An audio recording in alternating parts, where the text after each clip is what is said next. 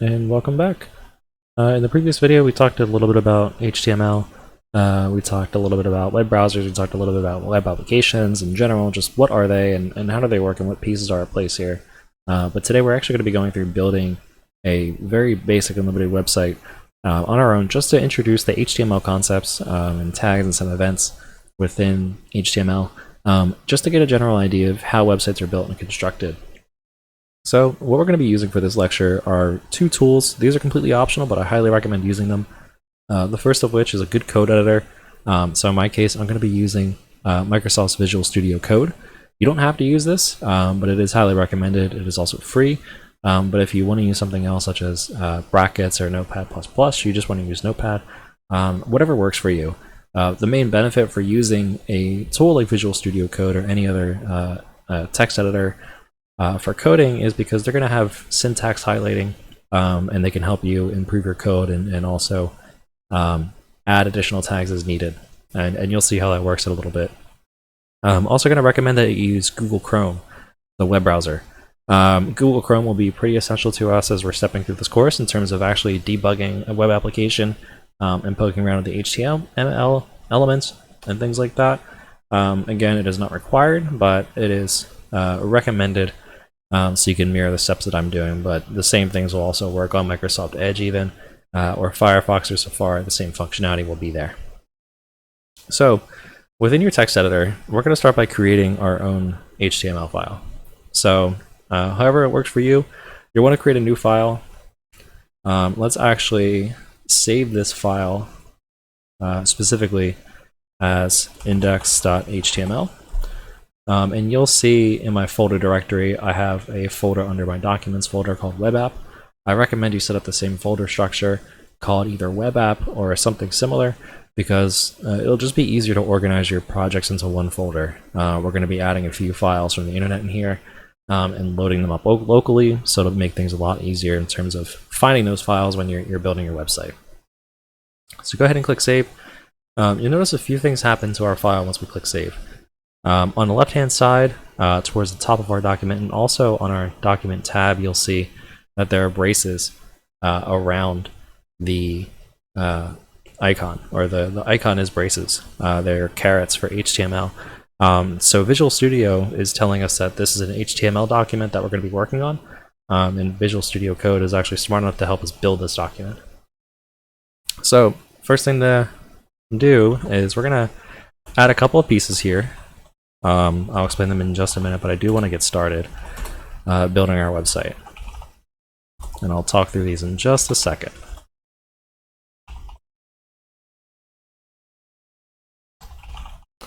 So just putting a few skeleton pieces in place. You'll notice a couple of things here. We have, starting from line 1, we have Doctype Html. This is just going to be telling the browser that this document that's being loaded is set to HTML, as if there was any question by the file extension, but this is for certain. And then we also have a series of scripts, or tags if you will, that all start with a left caret and a right caret.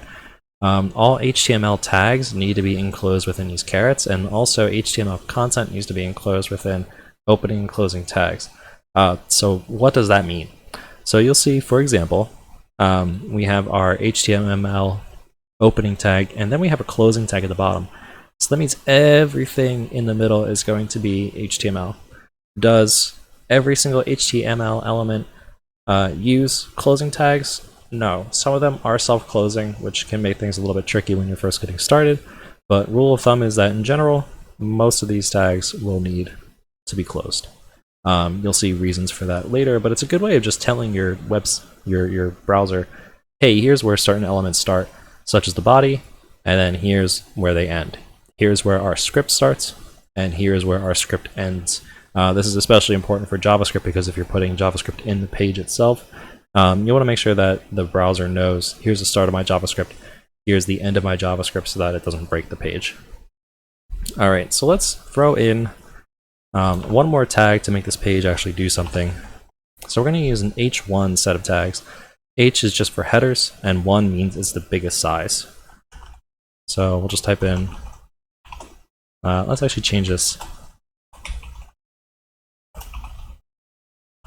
Everyone uses hello world. I like lookout world because we're doing dangerous stuff here. So let's go to our web browser. And one thing you can do is you can either do file open or even just hit Control O or Command O on your keyboard for the shortcut and navigate to where you have that file hosted and open your index file. And you'll notice our text is being rendered. So we have our header tag that we wrote out with lookout world. Probably should be look space out. And then we have our content rendered. So our web browser figured out what this document is and is doing its best to display it to us. And it's doing great. So let's add a few more tags to kind of get things going. So one thing that we can do is let's keep in the body tag and type in this is for some text. And then we'll do another tag called input. Whoops. And we have autocomplete running rogue a little bit, but that's okay. So if we put an input tag after some text and refresh our page, here's a text field. This currently isn't doing anything, but it's something that we could potentially wire up in the future. These are kind of the building blocks for HTML forms. If you ever typed anything into a website, this is what's happening in the HTML itself. All right, great. So it's a little bit boring not having any other content aside from text on page. So let's actually add some image tags.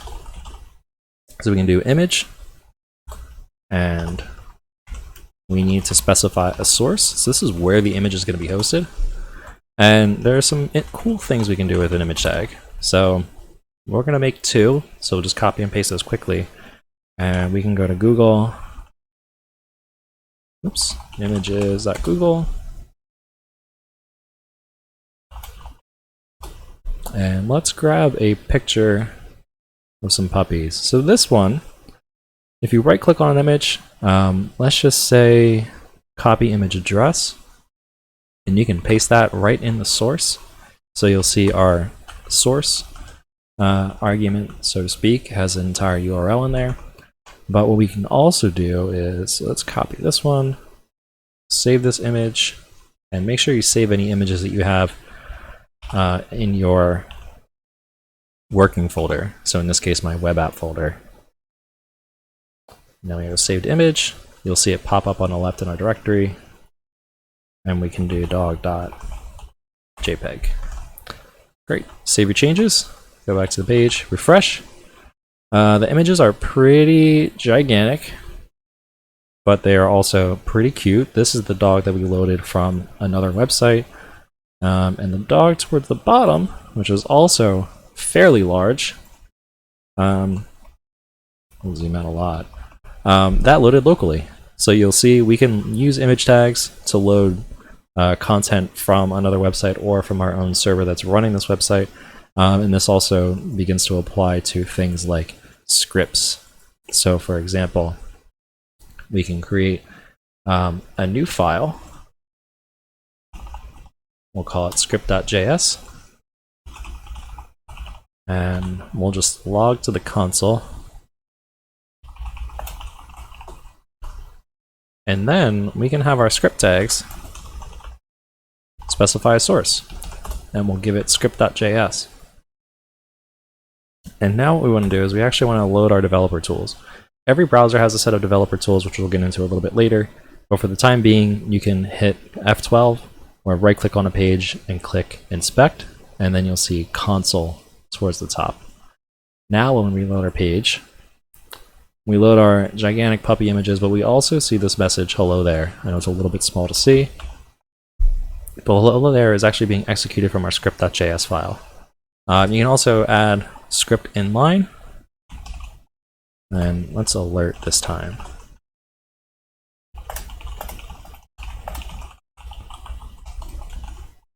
Just saying this is from index.html, and we'll change our script just so we know where what's coming from. Console.log, this is from script.js. And let's load. And we may have a typo in our index file, but either way, that's fine. Oh, I think it's because we're loading our external JavaScript. Let's refresh. There we go. So you'll see we can use script tags and also multiple ones to load content from other places. So if we added a script tag and we'll move this down here, we can now use both. So we have an alert. This is from script.js, and we have this is from index.html. Great. So now we have a couple of the essential pieces in place. We have lookout world, we have this is some text, and we have image tags, and we have JavaScript being imported and also run directly from our file. Last thing that we're going to do is, just in case this image wasn't cute enough, let's add a sort of event to this image tag. And we're going to call it Onload. And what this is this is an image, this is a an event that your browser is going to know to look for. So whenever this image tag loads its source, it's going to do something. And in here you can specify JavaScript, specific parameters to actually do a certain function. In this case, let's just have it alert, in case we didn't know this dog was cute enough. At this cute dog.